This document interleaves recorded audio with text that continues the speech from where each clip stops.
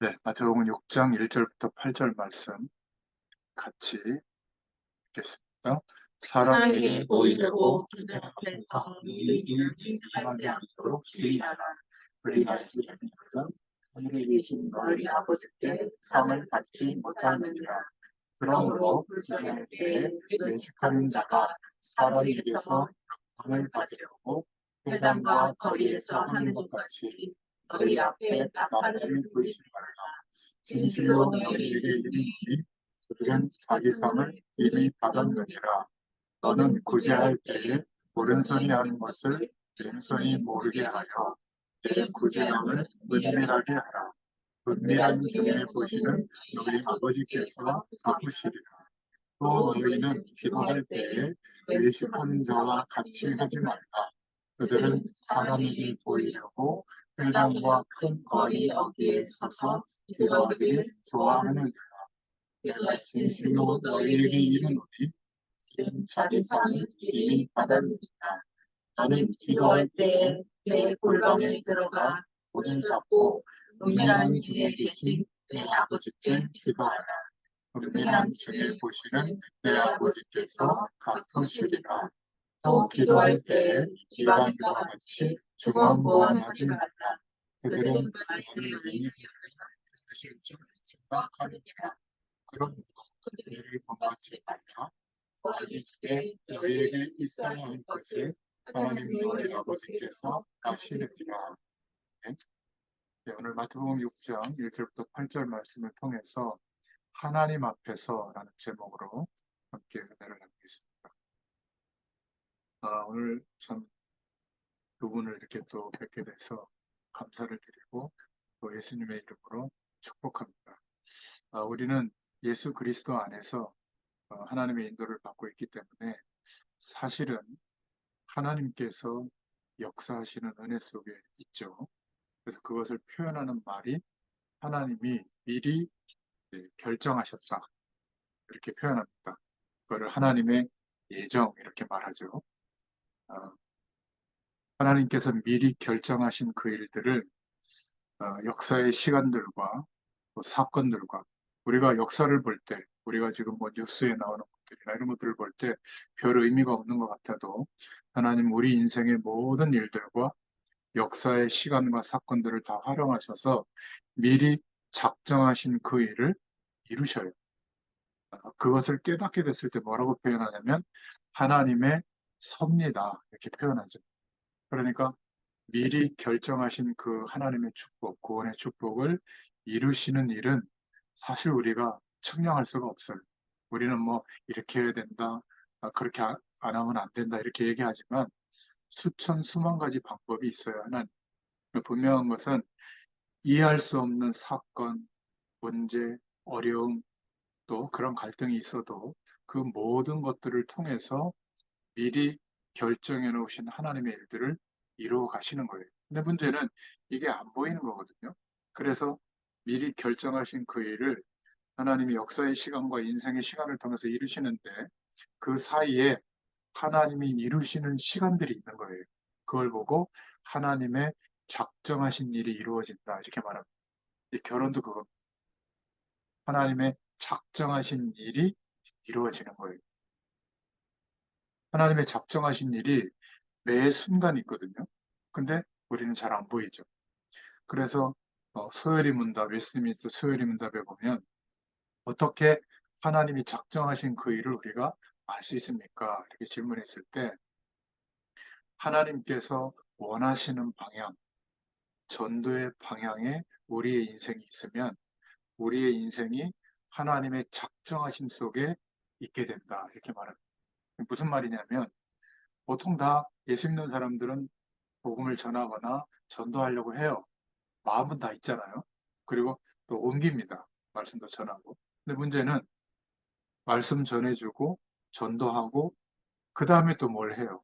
돈을 꾼다든지 복음 전하고 말씀 전하고 뭐 다단계를 소개한다든지 말씀 전하고 뭐 연애를 건다든지 말씀 전하고 뭐 교회로 꼭 오게 한다든지 말씀 전하고 어떤 조직을 만들어 놓고 거기에 오게 한다든지 뭐 활용되도록 한다든지 그러니까 진짜 본론은 복음 전해주는 것까지가 아니라 그 다음 게 본론이에요. 그런 분들에게는 하나님께서 작정하신 일이 무엇인지 안 보여주세요. 그러니까 전도라고 하는 하나님의 목적과 우리 인생이 만나게 됐을 때 정말 복음 전할 수 있는 은혜를 우리가 받으면 복음 전하는 것까지 하게 되거든요.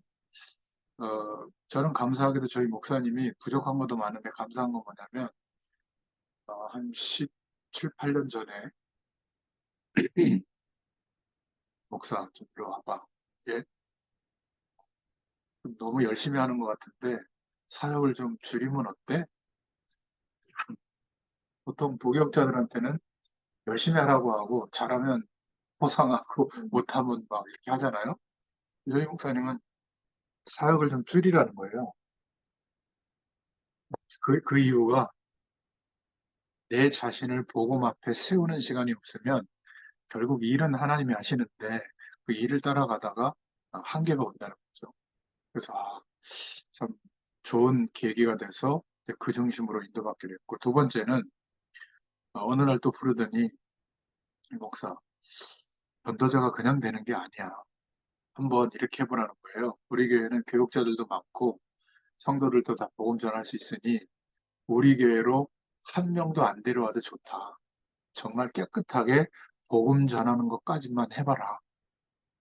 쉽지 않은 얘기거든요.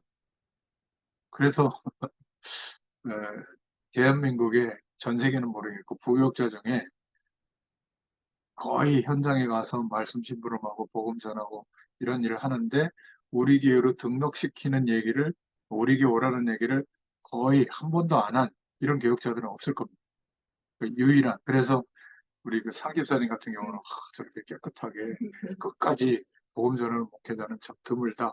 제가 훌륭해서가 아니라 그런 뭔가 계기를 주셔가지고 저도 어떤 막 조직을 만들고 제가 나중에 목회할 때 이 사람들을 다 우리 교회 멤버로 하고 이런 생각이 전혀 없이 끝까지 복음을 심부름하고 그들이 나와 같이 하나님이 함께 하신 은혜와 축복을 실제로 누리게 되고 인생의 방향이 전도와 선교에 맞춰지게 되면 하나님의 적정하심 속에 우리가 있게 되거든요. 그러면 그때부터 어떤 일이 시작이 되냐면 고민하는 내용, 기도하는 내용, 그러다가 어떤 문제와 사건을 겪게 되고 또 그 속에서 뭔가 이렇게 우리가 해석하고 판단하고 결정하는 그 일이 하나님의 작정하신 일이 이루어지는 거예요. 그 속에. 이런 놀라운 축복이 오게 됩니다.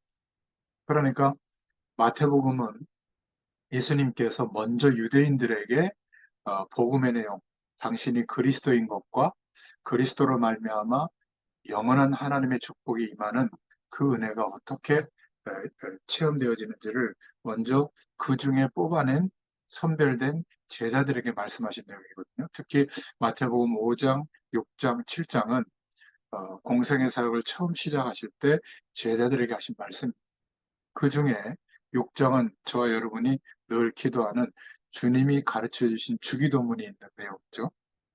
그 주기도문, 너희들은 이렇게 기도해라. 제자들에게 알리시면서 그 전에 가장 누구든지 하나님이 허락하시는 응답을 받을 수 있는 내용을 말씀하신 게 오늘 마태복음 6장 1절부터 8절의 내용이에요. 그래서 좀 중요하게 생각하고 말씀을 좀 들으시면 좋겠습니다. 모든 세상 일은 사람들과 함께 해야죠. 또 사람들 앞에서 하게 되어 있어요. 그러나 복음의 역사는 하나님 앞에 섰을 때 이루어진 것 기억하시기 바랍니다.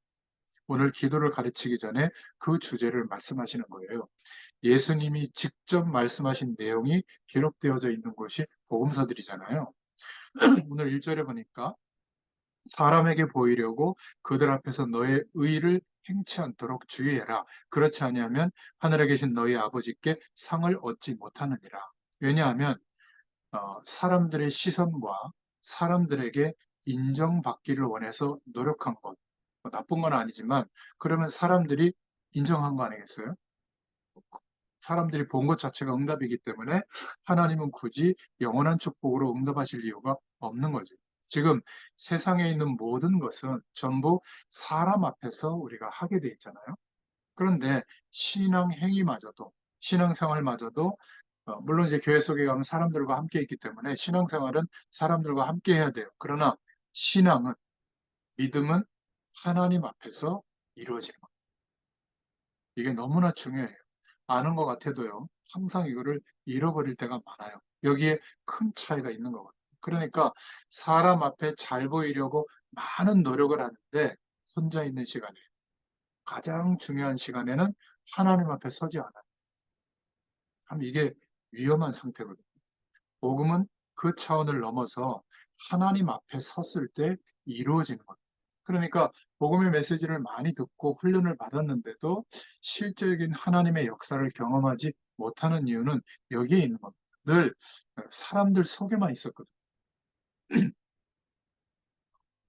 세상에서는 열심히 해라, 경쟁에서 이겨야 된다, 최선을 다해라 이렇게 가르칩니다. 뭐 나쁜 건 아닌데 복음은 그렇게 가르치고 있지 않아요. 하나님의 말씀 안에서 그렇게 하라. 완전히 다른 거예요. 그러니까 신앙생활을 너무 열심히만 하는 사람은 내가 이렇게 열심히 충성하고 헌신했는데 왜 이렇게 한계가 올까? 이걸 경험할 때가 있거든요. 어느 날 교회는 특정 사람을 이렇게 목사님들이 이렇게 어떤 일을 맡겨서 하게 하지만 그러면 너무 교회 일이 편중되니까 이제 한 몇 년 하고는 또 다음 사람 세우거든요. 근데 말씀 안에서 그렇게 교회를 하지 않으면 어떻게 될까요? 삐집니다. 내가 도태됐구나. 또 새로운 저 사람을 나보다 능력이 있어서 인정하는구나. 이렇게 시험이 들어요. 그거는 다 하나님 앞에서 생각하지 않는 거예요. 아, 내가 이렇게 헌신했으니 이제는 나에게 하나님이 시간을 주는구나. 현장에서 인도받을 수 있도록 하나님이 배려해 주시는구나. 그리고 나보다 조금 더 뛰어난 사람이 교회를 하면 더 좋아야 되잖아요. 그게 하나님 앞에서 생각하는 건데 거의 그렇지 않다니까요. 충성된 일꾼들이 더 막 그런 갈등이 많은 것 같아요. 저도 그랬습니다. 아니, 그렇게 무지막지하게 교회를 맡겨서 쓰시더니 어느 날 안 쓰는 거예요, 우리 목사님이. 되게 섭섭하더라고. 제가 이제 이런 말씀들을 보면서 아, 내가 사람 앞에 많이 있었구나. 이런 생각들을 하게 되는데요. 결과적으로 그러한 것들은 아무 소용이 없다. 오늘 마태복음 6장 1절부터 8절에 그렇게 많이 말씀하고 있는 겁니다. 무엇을 하든지 사람 앞에서가 아니라 하나님 앞에서 해라. 사실은 교회나 목회자들이 여러분 헌금 많이 하게 하는 방법 알고 있어요. 기도 많이 하게 하는 방법 저도 가지고 있습니다. 근데 그거는 아무 소용이 없다. 그냥 사람들 앞에서 하는 거니까. 여러분들이 이름을 막 주부에 실어주고 헌금 좀 많이 한 사람 얼마 했고 막 이래 보세요. 경쟁적으로 많이 합니다. 그리고 법칙을 정해가지고 헌금 얼마 이상 한 사람만 장로 직분 주고 이러면요. 다 합니다. 그런 교회들도 좀 있는 줄로 아는데요. 또 막 간증 집회도 열고 막 육신적인 치유 막 다른 사람 막 나와서 간증하게 하고 각종 은사 대회를 하고 막 작정 기도회를 막 40일 작정 막 특별 새벽 기도 이러면요 기도 많이 해요. 근데 결과적으로 보면 하나님 앞에서는 그렇게 큰 가치가 없다. 그걸 말하고 있는 거예요. 그게 나쁘다는 게 아니라 저는 어릴 때 많이 봤거든요. 부흥 강사님들 유명한 분들이 와서 막 은혜를 끼치고 막 은혜 받아요. 근데 본론은 헌금 많이 하게 하는 거예요. 그래가지고 막 그때 작정도 하고 막 목사님 차도 바꿔드리고 막 헌금 많이 나왔는데 그 뒤에 교회가 계속 경제적 축복을 받았느냐 오히려 시험 들어서 교회 막 빠져나가는 사람들이 많고요. 그런 걸 많이 봤어요. 오늘 마태복음 6장에는 예수님께서 기도는 이렇게 하라라고 가르치고 계시는데 그 전에 서론으로 하신 말씀이에요. 오늘 본문이. 헌금을 하거나 구제를 하거나 기도를 하거나 사람 앞에서 하지 마라. 하나님 앞에서는 이미 그것은 상이 없다. 이렇게 말하고 있습니다. 진정한 헌금과 구제와 기도가 뭘까? 오늘 한번 생각해 보시기 바랍니다. 2절에 보면 그러므로 구제할 때 외식하는 자가 사람에게 영광을 얻으려고 회당과 거리에서 하는 것 같이 너희 앞에 나팔을 불지 말라. 진실로 너희에게 이르노니 저희는 자기 상을 이미 받았느니라. 3절 4절에도 너는 구제할 때에 오른손에 하는 것을 왼손이 모르게 하여 내 구제함이 은밀하게 하라. 은밀한 중에 보시는 너희 아버지가 갚으시리라. 양손이 똑같이 일을 하는데 어떻게 오른손에 하는 일을 왼손이 모르게 할 수 있어요? 그거는 표시 없이 해라. 그 말이에요. 은밀한 중에 계신 너희 하나님께서 갚으시리라. 5절에도 기도에 대한 얘기가 나오는데 우리는 막 구체적으로 어떤 제목으로 기도해야 될 것이냐 고민하는데 그 이전에 너희가 기도할 때에 외식하는 자 같이 되지 마라. 외식한다는 거는 어디 밖에 가서 맛있는 거 먹는다. 그게 아니라 밖으로 막 꾸미는 것을 말해요. 사람들을 의식하고 막 그것만 이렇게 조절하는 거죠. 끝에 보니까 저희는 자기 상을 이미 받았느니라. 그러면 하나님이 주시는 응답은 없어요. 6절에 너는 기도할 때 내 골방에 들어가 문을 닫고 은밀한 중에 계신 내 아버지께 기도해라. 은밀한 중에 보시는 내 아버지께서 갚으시리라. 이렇게 말씀하고 있습니다. 잘못 이해하면 혼란이 올 수도 있는 말씀들이죠. 왜냐하면 이 당시에 바리새인들을 염두에 두고 예수님이 하신 말씀이거든요. 다 바리새인처럼 신앙생활해야 되는 줄 알고 있어요. 그러니까 그들이 하는 구제, 그들이 하는 기도, 그들이 하는 헌신은 사람 앞에서 했거든요. 그러니까 하나님 앞에서 하지 않고 사람 앞에서 하는 많은 헌금도 많은 것을 하면 좋은 것처럼 보이지만 결국은 하나님의 응답은 없다. 이걸 말하고 있는 겁니다. 그러니까 바리새인들은 하나님 앞에서 진정한 헌금은 하지 않아요. 딱 율법에 법에 정해진 대로 하죠. 구제할 때도 그 영혼을 진정으로 사랑하는 마음으로 하지 않고 나팔을 불고 사람들을 많이 모아놓고 우리가 이렇게 돕습니다 하고 표현을 해요. 아주 자랑스럽게. 예수님이 말씀하신 게 그게 무슨 구제냐 이렇게 말하는 겁니다. 우리는 그런 게 없는 것처럼 생각하지만 이 교회에서 보면요. 장로님, 집사님, 목사님들이 막 어떨 때는 중요한 사안을 가지고 막 다퉈요. 그러다가 그 다음날 라면 같은 거 사가지고 고아원에 가가지고 막 구제합니다. 봉사해요. 그게 무슨 구제냐는 거예요. 그렇죠? 아무 사랑이 없이, 내용도 없이, 그게 무슨 구제냐. 또, 형제들끼리, 막 믿음의 형제들끼리 다툽니다. 막 다툴 때 보세요. 막 공격적 말을 퍼붓죠. 상대방이 구렁텅이에 빠든지 말든지 막 공격도 하고 그렇습니다. 그래 놓고는 또 국수 삶아가지고 어려운 사람들 밥 한 끼 먹인다고 막 갚아주고 막 봉사합니다. 그게 그 국수가 무슨 소용이 있겠냐 그 말이에요. 어쩌면 오늘날 우리 기독교의 모습하고 비슷하지 않나. 40일 막 작정 기도다. 기도 많이 합니다. 그런데 혼자 있을 때 하나님 앞에서 소통이 안 되고 하나님과 연결되어져 있는 상태가 안 된다면 기도 행위와 기도는 다르잖아요. 기도는 하나님과 연결되어져 있는 것을 함께하고 있는 것을 인정하는 게 기도예요. 그러면 기도를 하게 되어 있죠. 혼자 있을 때 안 되면 사실은 아무리 작정하고 기도해도 그거는 하나님을 볼 때 기도가 안 되는 상태거든요. 기도 프로그램을 만들어 가지고 많이 시키고 합니다. 열심히 막 기도 대회도 하고요. 막 금식도 하고. 그런데 혼자 하나님 앞에서 기도가 안 된다는 것은 하나님이 보실 때는 그 사람은 아직 기도가 없는 거예요. 바리새인들은 율법의 명언대로 기도 시간을 정해놓고 기도하러 갑니다. 그런데 실제로 이 사람들이 평상시에 기도가 안 되고 있는 것을 말하고 있는 거거든요. 그러니까 이 부분을 우리가 생각해보고 깨닫지 못하면 아마 신앙생활이 어느 날 한계가 올 겁니다. 어떤 분은 산에 막 기도원 같은 데 가서 기도할 때 막 기도가 잘 된다 그래요. 그런데 집에 오면 기도가 안 된다는 거예요. 그거는 문제가 있는 겁니다. 실제로 기도가 안 되는 사람, 집에서도 기도가 되고 뭔가 중요한 제목을 가지고 산이나 기도원에 갔을 때 기도가 된다면 그거는 틀림없이 하나님이 응답하시는 기도인데 혼자 있을 때 집에서는 기도가 안 되는데 산에만 가야 된다. 그것은 좀 기도가 좀 이상한 겁니다. 문제가 있는 것이죠.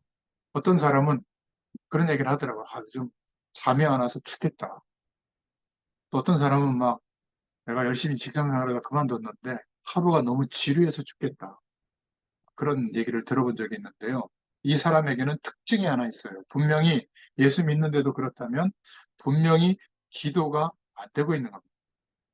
지금 기도가 되고 있다면 사실 우리의 삶이 어떤 것도 문제가 될 이유가 없는 거거든요. 제 생일이 되면 벌써 20년이 넘었는데 매년 이렇게 저희 집에 오시는 권사님이 있어요. 임년의 권사님이라고. 있는데 이분이 어제도 이제 그 집사람하고 초대해서 그 삼계탕 사주셨는데 그러면서 포럼하는 내용이 뭐냐면 남편, 가족, 뭐 여러 가지 또 사회에서 일을 할 때 이 직장이 왜 이래? 이 시스템이 왜 이래? 사람이 왜 이래? 이랬다는 거예요. 근데 어느 날 하나님의 말씀을 듣는 중에 내가 이런 것들 때문에 하나님이 주신 행복을 뺏길 필요가 없는데 왜 뺏기고 있을까? 내가 섞지 않겠다라고 결단했다는 거예요. 그래서 그런 상황이나 조건이 놓일 때는 그래 내가 이런 것 때문에 뺏기지 않을 거야. 이러고 기도했는데 그때부터 막 상관없이 상황이 굉장히 좋아져서가 아니라 그런 것과 상관없이 하나님과 함께하는 축복을 경험하니까 좋다는 거예요. 그래서 제가 수준이 되게 높아지셨다고 했는데 바로 그거예요. 우리는 나 때문에 구원받은 그리스도의 의로 인하여 하나님이 구원해 주셨잖아요. 하나님의 자녀가 되는 권세를 주신 거예요. 그 신분 때문에 축복하는 거거든요.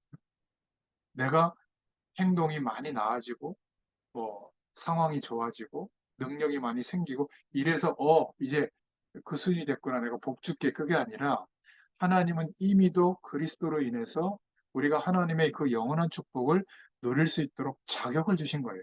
안 믿어져서 그렇지. 믿어진다면 예배도 드리죠. 믿어진다면 기도도 하게 돼 있죠. 믿어진다면 하나님의 축복도 믿음 안에서 누리게 되는 겁니다. 그러니까 일도 예전처럼 그냥 하는 게 아니라 생을 걸고 일하게 되죠. 그게 복음 가진 자예요. 어떻게 보면 복음 모르는 사람들, 불신자들이 볼 때는 저 사람 되게 열심히 한다. 그게 아니라 하나님이 주실 축복이 믿어지니까 그냥 열심히 정도가 아니라 생을 걸고 하거든요. 저를 오랫동안 보셔서 알지만 제가 갈수록 열심히 줄어드는 것 같아요. 늘어나는 것 같아요. 표시를 안 해서 그렇지 벌써 이것도 하나 또 공부해서 장착했잖아요. 여러 지금 보고 있었어요. 네, 자꾸 늘어나는 겁니다. 이 블루투스 스피커인데, 저 마이크인데 이게 음질이 그냥 녹음하는 것보다 훨씬 좋더라고요. 저는 계속 상승될 거예요. 왜냐하면 제가 대단해서가 아니라 내가 세계복음화의 축복을 누릴 사람이 맞더라고요. 이게 믿어지고 나니까 멈춰 있을 수가 없는 거예요. 연약함은 주님이 아시니 내 연약함을 조금씩 성실하게 개선해 나가는 그런 신용만 해도 하나님 나머지 것을 채우시는 줄로 믿습니다. 그러니까 바리새인들처럼 하나님 앞에서 하지 않고 사람 앞에서 많은 헌금도 하고 많은 것을 하면 좋은 것처럼 보이지만 사람에게 인정받을지 모르지만 결국 하나님의 응답은 없다. 오늘 꼭 기억하시길 바랍니다. 그래서 이 부분을 정말 하나님께서 어, 예수님을 통해서 주님이 가르쳐준 기도를 세밀하게 말씀하시기 전에 왜 이렇게 내가 기도하는데도 잘 안 될까? 내가 이렇게 신앙생활 하는데도 왜 자꾸 한계가 올까? 이 가장 중요한 부분을 알려주고 있는 거예요. 예수님의 말씀은 어렵지 않아요. 하나님 앞에서 우리가 해야 되는 거다.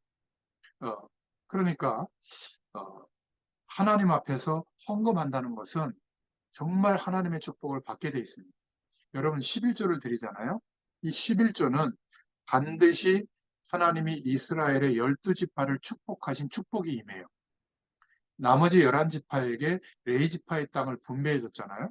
그래서 하나님 옆에 헌금할 때도 11조를 드리는 이유가 자신들의 소득의 11조가 아니라 레이지파의 것을 드린 거예요. 자기 몫을 가지고 있다가. 우리가 11조를 그런 의미로 하나님께 믿음을 가지고 드리잖아요.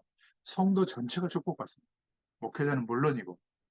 그런데 거의 무슨 세금 떼듯이 하면 아까워요. 지금도 아까운데 하나님이 지금보다 경제를 100배 축복을 했다. 그때는 더 고민될 거요. 우리 애들이 특히 뭐 아르바이트 하는데 야, 니네 11조 좀 해라. 뭐 헌금 생활 좀 해라. 그러니까 좀 아까운 구석이 있는 것 같더라고요. 뭐 그럴 수 있죠. 근데 믿음을 가지고 드리는 축복은 헌금은 반드시 하나님이 축복하십니다. 하나님 앞에 올바르게 믿음 가지고 헌금하면 하나님이 허락하시는 경제 축복이 와요.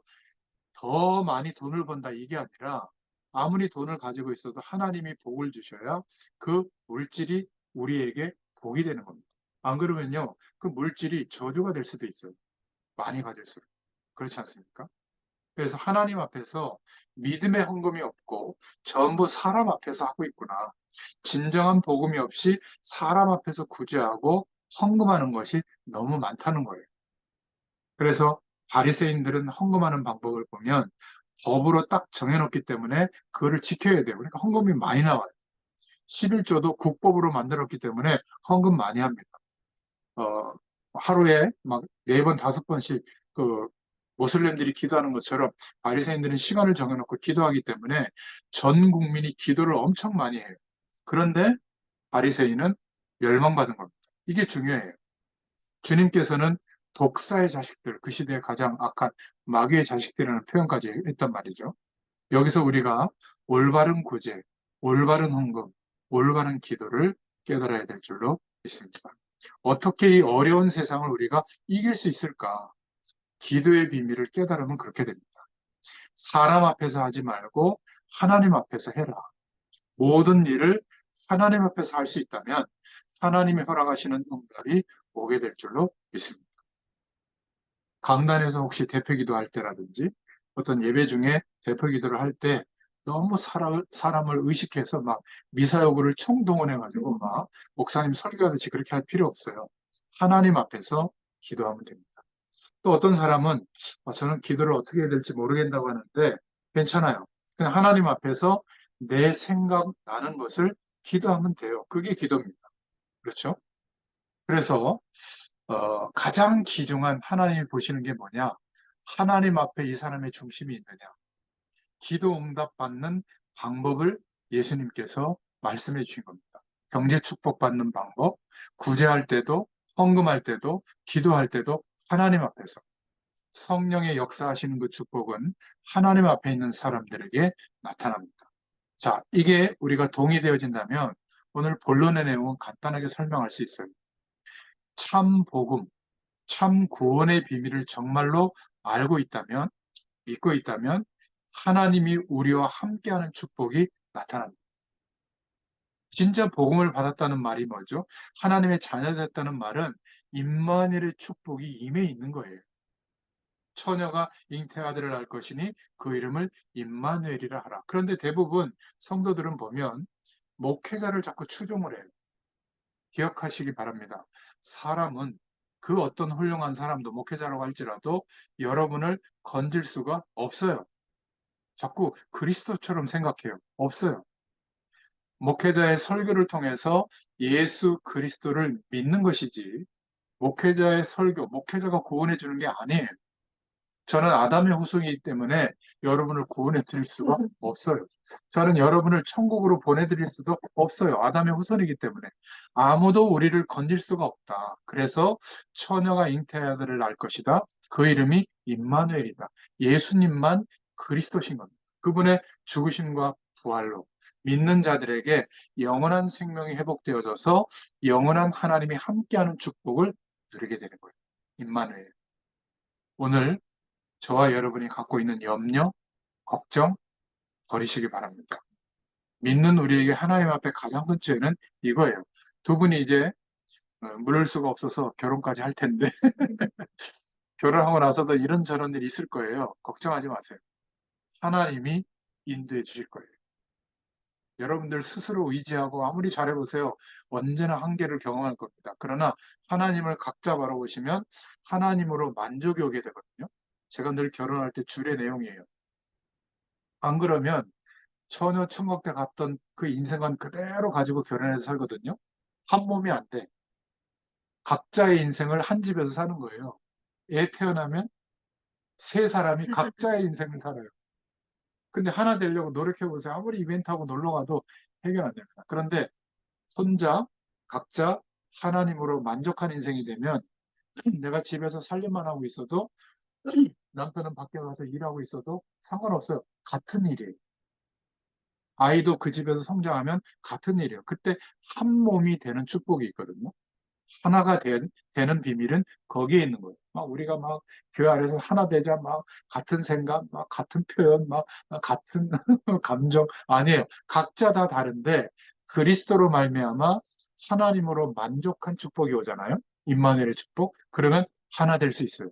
다 양보할 수 있어요. 맞출 수 있어요. 근데 그게 안 되면 네가 뭔데 막 이제 이렇게 나오는 겁니다. 기억하시길 바래요. 그래서 나이가 많이 들어도 정말 각자의 연약함을 보완해주고 나는 하나님으로 이미 만족이 오니까 기다려주고 용서해주고 사랑해주시길 바랍니다. 그러면 행복해져요. 어, 3년 6개월이 되면 꼭 얘기해 줄게요. 상대방의 매력을 느끼게 하는 뇌에서 분비되는 물질이 더 이상 안 나와. 하나님이 그렇게 장치를 해놨어요. 그래서 어, 3년 6개월 안에 결혼하는 거는 성경적이에요, 연애가. 근데 그 매력을 자꾸 찾으려고 하면 한계가 옵니다. 하나님으로 만족한 은혜 속에서 하나님이 새롭게 주시는 사랑이 있거든요. 그건 좀 살아봐야 알아요. 그 사랑은 남녀 간에 막 이렇게 사랑하는 그거는 비교도 안 될 만큼 큰 사랑이에요. 그걸 하나님이 줄 겁니다. 자, 그렇게 기도해 드릴게요. 자, 두 번째 축복은 그래서 참 복음 가진 자는 구제와 헌금할 때 어떻게 하느냐면 예수 그리스도보다 하나님의 영광보다 나의 구제와 헌금하는 것들이 크게 드러나도록 안 해요. 이게 중요한 거예요. 어떤 사람은 막 건축 같은 거 할 때 막 중요한 헌금 같은 거 할 때 막 손을 벌벌 떨면서 막 목사님한테 가서 막 특별 기도받고 하는데 그냥 해보세요. 재정부원들이 막 헌금 개서도 막 놀랄 정도로 무명을 하면 더 좋고 근데 그게 참 쉽지 않을 거예요. 복음보다 더 크게 나타나지 않아요. 정말 복음 속에 있는 사람. 왜냐하면 사람 앞에서가 아니라 하나님 앞에서 할 수 있기 때문에.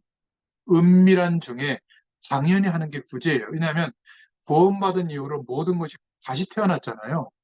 하나님께서 허락하신 건강, 하나님께서 할 수 있는 일, 직업, 우리 기업, 하나님이 허락하셨다고 믿기 때문에 내 것이라고 생각하지 않아요. 그러니까 내가 받은 축복을 가지고 당연히 어려운 사람들을 돕는 게 구원받은 자의 구제예요. 내가 이만큼 도왔다고 생색낼 이유가 없는 겁니다. 그렇죠? 그럴 때 은밀한 중에 보시는 하나님이 갚으실 줄로 믿습니다. 자, 세 번째로 참 복음 가진 자의 기도를 예수님이 말씀하고 있는데 골방에 들어가서 기도해라 이렇게 말하고 있죠. 이랬더니 또 골방을 진짜 만들어 놔요. 집에다가. 교회도 막 그런 조그만 방을 만들어 가지고 저 기도글 같은 거 막 만들어 거기 들어가서 기도하라고 막 조용히 그런 의미가 아니에요. 그러니까 예배당에서 기도하지 말고 골방 속에 들어가서 기도해라 그 말이 아니라 이 말은 아무도 모르는 엄청난 기도의 비밀을 갖고 있어라 그 말이에요. 그러니까 사람들 앞에서 세상 일 속에서 기도할 수가 없죠. 혼자 조용히 기도하는 표현을 이렇게 한 건데 골방에만 들어가면 기도가 되는 건 아니에요. 그러니까 내가 이 사람과 만나서 살아보는데 또 직장에서 만나보는데 사람들이 나를 볼 때, 이 사람 뭐가 있구나.